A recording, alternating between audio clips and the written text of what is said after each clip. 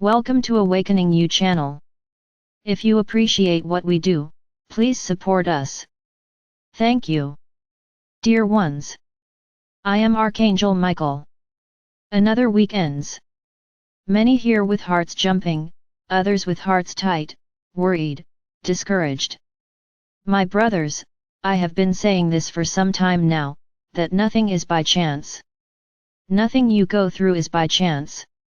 I must agree that many lessons are not easy, the vast majority of them are not. Because it's like I said here, you often have the lesson in your hands, but you don't recognize it as such, and you let it pass without making any analysis or interchange. So that apparently was resolved, you even forgot about the problem, but it comes back, and comes back a little stronger. And so it happens successively until you are placed against the wall. It's that moment when the lesson is so strong, so profound, that there is no longer any way to say, no, I'm not going to think about that. You have to think, because that really became an obstacle, either you move out of the way or you will stay behind the wall. So my brothers, what is happening across the planet is a very big lesson.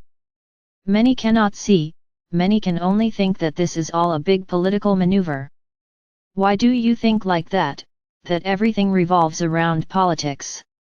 My brothers, the High One does not see politics, the High sees souls, so nothing that happens is determined from above to harm anyone. I'm going to have to say that phrase again, each of you reaps what you sow, each ruler reaps what he sows, each citizen reaps what he sows, in the broad spectrum of the word, harvest. So what's the point of getting upset, yelling at everyone around you, blaming them for a situation they didn't create? They were not the ones who created this situation. So why are you going to yell at those around you, or why are you going to get angry? At this moment these feelings are heightened, all the feelings on the planet at this moment are heightened. Why? Because you are going through a process of extreme attention, a process of complete change, a process in which for the first time there is no difference between rich, poor, ruler, citizen, everyone is in the same boat, there's no difference. So realize that it is a balanced process. But then some will say, no, it's not balanced because there are places where thousands of people are dying. And then I will remember what I said before, you continue to see only what you are today. So I'm going to tell you a little story here. Once upon a time there was a country, no it didn't start as a country, I'm going to redo the story. Once upon a time there was a small village. It was a very happy village, made up only of families or very close friends, who all decided to live close by, so they could help themselves. Very good. This atmosphere of happiness spread around the world and other people thought, I'm going there too, because it's a good place, with good energy, a lot of happiness. So we're going there too. And so that town grew, attracting all kinds of people, because at this time when growth begins, it attracts people who want to maintain that balance, but also people who want to take advantage of the good faith of those who are there. All kinds of people. But this town grew, over time people married each other and thousands of children were born, and everyone lived close to each other, this town grew and grew. So from that first family or those first families, who decided to set foot there, at that moment an egregore was created, of happiness, of love, of friendship, and each family that got closer there increased that egregore in the same feeling. And as time went by, the town grew, the egregore also grew, but it diversified. Because some were sad, some were angry, some were hateful, some were vibrating with revenge, and each one was creating an egregore of feelings of the same vibration. So that united, perfect family, which started that whole process, today no longer lived completely in an environment, energetically speaking, of happiness, because there was already a lot of mixed feelings there. Above that town or that city there were several types of egregores. And so that city grew. Many people thought it best to control all of that, because otherwise growth would be unfeasible. It was necessary to think about food, water, everything necessary for a people to survive. Then they began to elect some people who had greater ability to speak, and that would be the manager of that entire village. Today you changed the name, but back then you were the ones who commanded everything. Many thought about the people, they did everything for the people, there was no discrimination. Everything that was harvested was divided among the whole, no one went hungry, everyone had their share. Everyone worked together to keep the city clean and organized, no mess allowed. Everything was very balanced, in other words, it was practically a perfect city. Even having those feelings that are not visible to the naked eye. There was always the one who emanated anger, the one who was up front doing something. I didn't want to get up from my chair to do it, I envied the position of the person in charge. Very good. So this grew over time, and those feelings of low vibration also grew, until one day one of those stood up and began to oppose the orders of the one who was so balanced, showing that everything there could be better, that people didn't need to be so organized. There could be a little disorder, so that people could be more free. And then the political dispute begins. Who convinces the most, who the people really want to follow, who the people think is the best for that village. Very good. This is a fictional story, but it happened on your planet of all places. And then the cities grew. Various types of rulers passed through there, and those egregors were always growing. Because the more inhabitants, more people emanating feelings, so the egregors become proportionally larger, as the cities grow. Very good. Then there is always someone who looks at the horizon and thinks, wow, my city is very small, that city there has no borders, no barriers, no one to protect them, so I'm going to invade that city, I'm going to take it for myself. And so he did. Those who agreed with the submission of a new government remained alive, those who fought against it died. Because the important thing was to increase their power, to increase their lands. And as there was looting in this environment, their coffers also increased, and so many cities became enormous at the cost of the blood of other cities dominated by them, of other cities practically decimated by them, so that they could take the land. The people didn't matter, the land mattered, how many kilometers that power had in its hands. And this has been happening since the world has been around, since the first civilizations were created here on this planet. To this day, you still have wars over territorial disputes. This has not changed. So let's think a little, much further back, when this all started, it's like I said at the beginning of the story, the egregors were forming. And over time, each country, because at a certain point in its history the figure of the country was created, surrounded by borders, by its own laws, by everything that you know as a country today. So each country has a history, each country has a journey, of struggle, of liberation, of domination, it doesn't matter, each country has a journey. So in thousands of years, all emanating, what do you think these egregors above these countries are? What do you think?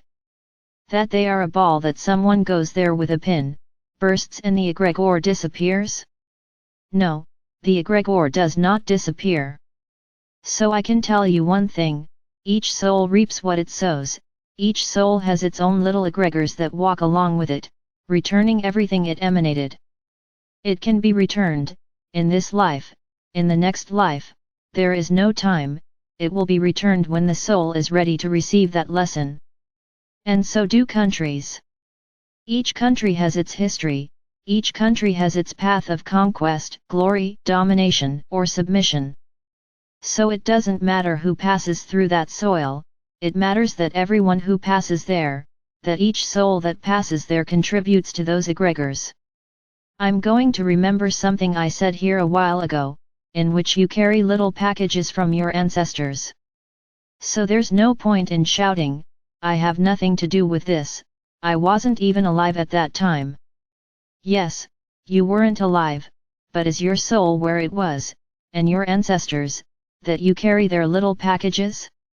So there is no point in thinking that because you were born now, you are clean and pure. You carry the heritage of your ancestors, they are there, it's that baggage that your soul carries, apart from the soul's own lessons. So no one is pure, no one is free from crops. Whoever is here in Tercera, plants and harvests, there's no way around it. Unless you were saints, and if you were saints you would not be incarnated. Even those, who arrived recently, who are living here in Tercera, are totally involved in Tercera, practicing all sorts of feelings from the third, despite being evolved souls. So, will everything they are doing here be erased at the time of evolution? Of course not. No one will have a clean record at the time of evolution. Ah, why did you pass on to the fifth? Everything you did in the past died. No, no, no, you will continue your walk. And that's what I already said, going to Quinta is not a guarantee of staying there. If you think the lessons here are difficult, don't even imagine what it will be like there.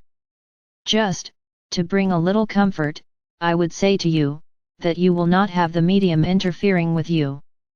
There will be no fear, there will be no anger, because if you vibrate this, you will be gently invited back to Tercera, somewhere, not here on this planet anymore. So my brothers, nothing goes unnoticed. The journey of the soul when it evolves, everything it did continues with it, nothing is erased. And in the same way, it is a country, in the same way, those lands have a history, which can be beautiful or can be very ugly. So don't interpret it as a big punishment, when some countries are having more difficulty with this disease than others. I can tell you that these countries are reaping what they sowed, someday along the way. And those souls that are there are not there for nothing, they did not end up there by lot. They are there because they carry the weight of their ancestors, they carry all this burden of what was done behind them. So everyone is in the right place at the right time. The soul chooses where it will incarnate, knowing what will come, nothing is hidden. You forget when you incarnate, but the soul knows exactly the path that awaits it. No soul incarnates deceived. There is no such feeling, it's all very clear, very true. And the soul knows exactly what will happen and often it prepares the entire path for it. So don't keep creating wild theories, why this, why that. Every point on this planet has a story, and as such it reaps what it sows. It's very simple. So back to the beginning of our video. The big lesson right now is knowing how to go through this entire process. You are living something you have never experienced, none of you have experienced anything like this in your entire existence. So you have to know how to go through this lesson, because I tell you, it is a very important lesson. And each of you is being very well analyzed in the stance you are taking in relation to what is happening. Anger, revolt, aggression, violence will lead you nowhere, you will just be signing that agreement that you are a Tercera soul, and as such you want to continue as you are. So think carefully about the actions you are taking. This is a moment of solidarity, of thinking about others. This thinking about others is the biggest problem, because many don't understand. Why do I have to be arrested? Does nothing justify this? Yeah, keep thinking like that. And later on, when you need a place to get treatment and there isn't, you'll cry for nothing. Because right now you're not thinking about others, you're only thinking about yourself. You need all the structure around you. You need to have light, you need to have water, you need to have food to buy. Does this all happen by itself? No, there are people who need to be there for you to receive all of this. So let's say they don't have much of a choice. So let's put as few people as possible on the street, so that those people who are there for you, if they get sick, have a way to be taken care of. Now if you think this is all nonsense and that everyone should be on the street, fine. Later on, if you get infected, you may not have a place to fall, and then you will remember the bad decision you made not to stay at home. My brothers, I repeat again, there is a very big lesson there. Some have already noticed, some are practically aware, 100% of everything that is happening. Then there are people thinking like this, and why don't you tell us? No, this is your growth. If I get here and simply tell you everything, how will you evolve? How are you going to transform these bad feelings that you are feeling into good feelings? But if you explained it to us it would be easier. Ease, you always want everything very easy, thinking takes work, yes, thinking takes work. No, if many have the ability to understand what is happening, it is because they have an evolved heart, an open heart, a heart based on love. If you can't understand, look inside yourself, and see what you are emanating. Because if you can't see it, you must only be emanating anger, crying about your situation, which is not just yours, it belongs to many. And many are turning around, and many are doing it. I already said this too, but it's always worth repeating. You have a problem, then you sit down and cry, complaining about the problem. Many have the same problem as you, and what do they do? Well, I have to do something, I have to fix this situation. And run after it, and manages to find a way to resolve it. But the vast majority don't. The vast majority sit and cry, and shouts against the universe, has anger. Get up and try to do something, don't even think about it. You'll sit there crying until someone passes by and takes pity, and then maybe they'll be able to help you, because they'll feel sorry for you. It's my brothers, the lesson is for everyone, it's not for a minority, it's for everyone. Each one will receive it in a different way. The lesson is the same, but each person will receive according to what they are ready to receive. Each person will receive what they are about to overcome, like that obstacle where you will sit, crying, looking at it. Or are you going to get up, are you going to take the hammer, or are you going to take a sledgehammer and break that wall? Oh no, it's a lot of work, I will get tired. Oh no, I'm just going to sit here and cry. And it's your decision. Now the one who takes the sledgehammer, takes the hammer, and goes to knock down that wall, he is taking action, he is understanding that he has to do something. And the universe will help him find what he is looking for. Now sitting there crying, the universe will only give you back more suffering, more of the same. So my brothers, the lesson is there in front of each of you. You just need to understand and go through it. This is the moment, no further ahead. Remember, the event can happen at any time. So don't leave until tomorrow what you can solve today, learn your lesson today, not tomorrow. Tomorrow may be late. So chase the lessons, chase the solution to your lessons. Sitting and crying is not a solution. Wanting them to feel sorry for you is not a solution. Think about it. Once again I want to remind you of our meditation tomorrow at 11:45 p.m. We will be ready at 11:30 p.m., so everyone can enter calmly. As I said yesterday, it will be a big open space, where you will sit and watch the show. So arrive calmly, find your seats, so that at the right time, everyone is seated and tidy.